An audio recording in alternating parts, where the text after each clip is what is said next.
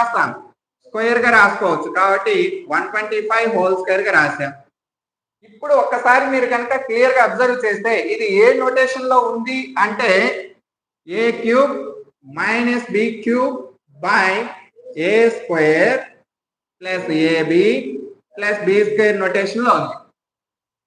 పైన గనక క్యూబ్స్ వస్తే మీకు లాస్ట్ క్లాస్ లో చెప్పాను, ఎస్టర్డే క్లాస్ లో, పైన గనక క్యూబ్స్ ఉండి మిడిల్లో మైనస్ ఉంటే మైనస్ చేస్తాం, ప్లస్ ఉంటే ప్లస్ చేస్తామని చెప్పాం. కాబట్టి ఇప్పుడు మైనస్ ఉందా ప్లస్ ఉందా అండి? మైనస్ ఉంది. కాబట్టి మనం ఏం చేయాలి? మైనస్ చేయాలి. ఏం చేయాలి? మైనస్ చేయాలి. కాబట్టి ఇక్కడ వచ్చేసరికి 155 మైనస్ 125.